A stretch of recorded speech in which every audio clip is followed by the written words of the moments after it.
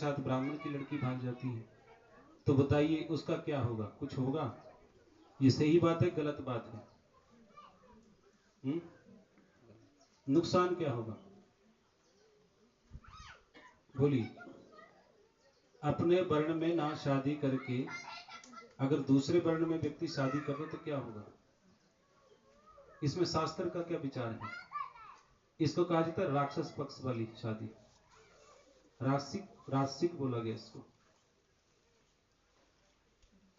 और शास्त्रीय भाषा में गंधर्व विवाह बोला गया। लेकिन कहते उसकी कोई मर्यादा है।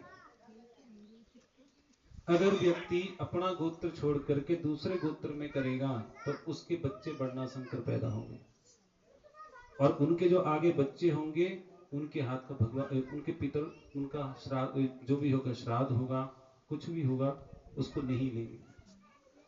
ये नुकसान होगा। और यहां तक भी कह दिया गया है कि अगर उनके पितर अगर स्वर्ग में होंगे या पितरलोक में होंगे तो सीधे नरकों में चले जाएंगे, अगर वर्ण बदल गया तो। और ये कलयुग में ज्यादा हो रहा है, ऐसा नहीं होना चाहिए। क्योंकि जितनी जनरेशन आगे पढ़ रही है, लिख रही है, उतने नास्तिक भी हो रहे। मासिक धर्म नहीं मानना, वर्ण गोत्र नहीं मानना, क्योंकि जो ऋषि मुनियों ने विधान बनाए थे वो बिल्कुल सही बनाए थे, वो गलत नहीं। लेकिन आजकल के बच्चे कहते हैं कुछ नहीं होता, कहते मन ये तो सब भगवान ने अपने आप बनाएगी गोत्र, लेकिन ऐसा नहीं है। क्योंकि कहा गया है क्या, मुख से ब्राह्मण पैदा हुआ, स्कंद से जो है क्षत्रिय पैदा हुआ, पट से जो है शूद्र वैश्य पैदा हुआ, और चरणों से शूद्र पैदा हुआ। तो ये सब के सब विधान जो है भगवान से चले आ रहे हैं। इसलिए हमारे ऋषि मुनियों ने बताया कि किस प्रकार वृक्ष धर्म को निभाना चाहिए। इसलिए ध्यान रखना चाहिए कि बच्चों की शादियां जो हैं अपने ही वर्ण में हो, नहीं तो बच्चा वर्णाशंकर, यानी कि वो किसी भी गोत्र का नहीं होगा, गोत्र के बाहर हो जाएगा। और उनके हाथ से कोई किसी प्रकार का पिंडदान, कोई पितृतर्पण कुछ नहीं हो पाएगा, पितर लोग लेंगे नहीं उसको।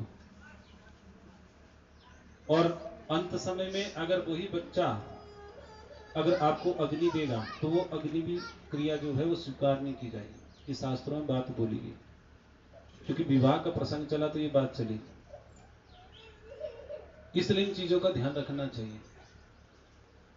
बच्चों को नास्तिक मत बनाइए, क्योंकि स्कूल की पढ़ाई पढ़ करके वही फिर बोलते बंदर के बच्चे हैं, हमारे पूर्वज बंदर थे, बस यही। इसलिए गीता भागवत पढ़ाना पड़ेगा, ये संस्कार देना पड़ेगा। मंदिर भेजिए, कथा में भेजिए, तब जाके संस्कार बनेंगे। नहीं तो सब, क्योंकि कलयुग में कहा सब मलिच्छ हो जाएंगे। मलिच्छ बोलने का मतलब है कोई वर्ण गोत्र नहीं रहेगा, न ब्राह्मणों का ब्राह्मण तो रहेगा, न क्षत्रियों का रहेगा, न वैश्यों का रहेगा, और न शूद्र का रहेगा, सब मिक्स हो जाएंगे। इसलिए इस चीज का बड़ा विशेष ध्यान रखना चाहिए। बोलो जी हरे कृष्णा। तो ये हमारे राधा गोविंद दास जी हैं।